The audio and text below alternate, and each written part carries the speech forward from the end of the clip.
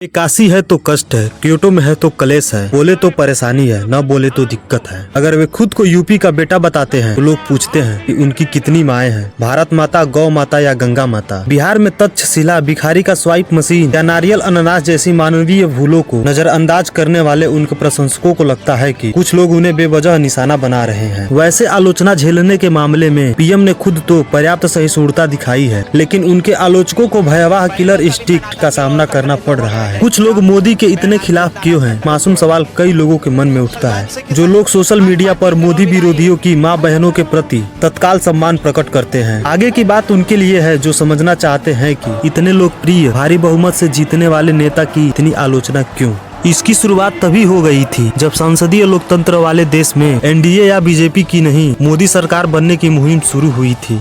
2014 में हर हर मोदी के नारे लगे। उनके 9 महीने बाद दिल्ली विधानसभा चुनाव हारते ही थर थर मोदी सुनना पड़ा। जॉर्ज बुश ने कहा था, या तो आप हमारे साथ हैं या फिर हमारे दुश्मनों के। भारत में ऐसी ही रेखा 2014 में खींची गई जो लगातार गहरी होती गई। देश में नया व्याकरण गढ़ा गया जिसमें भारत माता, मोदी, जय श्री राम, देशभक्ति और गौ माता सब पर्यायवाची बना दिए गए। मुसलमान, पाकिस्तान, सेकुलर, वामपंथी और राष्ट्रद्रोही उनके विपरीतार्थ शब्द हैं। ये अपने आप या गलती से नहीं हुआ है। मोदी में आस्था रखने वाले आस्तिक और उन पर सवाल उठाने वाले नास्तिक। इस तरह से पूरे देश को 2 खेमों में बट गया। बीच की जगह खत्म हो गई, जहां कोई मुद्दे के आधार पर आज समर्थक और कल विरोधी हो सकता हो। आखिर वामपंथ को मिटाने का कसम क्यों खा रहा है आरएसएस? ऐसा इस विश्वास के साथ किया गया है कि आस्तिक बहुसंख्यक हिंदू हैं, इसलिए नास्तिकों के समूल विनाश से सत्ता मजबूत होगी, मतलब राष्ट्र मजबूत होगा, अर्थात हिंदू मजबूत होगा तो हमारा नेता भी मजबूत होगा, क्योंकि नए व्याकरण के मुताबिक सभी एक ही हैं। लेकिन यूपी और हरियाणा के जाट इसे ऐसे नहीं देखते।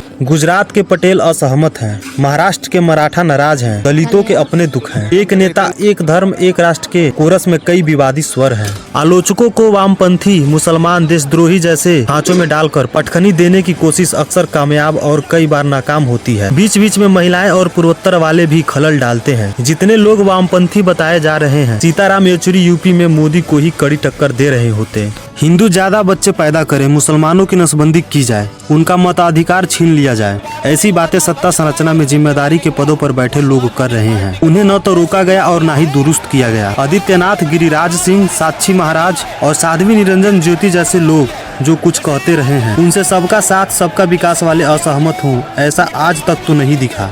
शमशान, गधा, अनानास, नारियल के कोलाहल के बीच make in India, stand up India, skilled India, smart cities में बताने लायक कुछ नहीं हुआ। 2 करोड़ लोगों के रोजगार देने के वादे का क्या हुआ? मोदी के आलोचकों के पीछे बेतहाश बढ़ाई गई उम्मीदों का दरकना असली वजह है। यह बात उनके प्रशंसक मानने को तैयार नहीं दिखते। देश में सत्ता के शीर्ष पर बैठा व्यक्ति प्रधानमंत्री पद को व्यवहारिक तौर पर अमेरिकी राष्ट्रपति की कुर्सी में तब्दील कर चुका है। उसे देश की हर कामयाबी का श्रेय लेना है। खादी की बिक्री हो या सेना की बहादुरी या फिर नोटबंदी, फिर नाकामियों का बोझ कौन उठाएगा? सूचना प्रसारण मंत्रालय के कैलेंडरों के 12 पन्नों पर जिसकी तस्वीर छपेगी, खादी के कैलेंडर पर जो गांधी की जगह चरखा चलाएगा, जो पूरे देश को अपने मन की बात बताएगा, जो राज्यों के चुनाव को अपने नाम पर लड़वाएगा, वो आलोचनाओं से कैसे बच पाएगा? यही नहीं, पार्टी भी छोटा भाई के कुशल नेतृत्व में मोटा भाई के निर्देशों के तहत चल रही है। शांता कुमार, शत्रुघ्न सिन्हा, यशवंत सिन्हा और अरुण शौरी जैसे लोग देशद्रोही और वामपंथी कहकर खारिज नहीं किए जा सकते। मोदी से पहले तक लोग व्यवस्था को दोषी ठहराते थे। व्यवस्था का मतलब था बहुत सारे लोग, और जब सारी ताकत एक ही व्यक्ति के पास सिमटने लगी हो तो ऐसा ही होगा।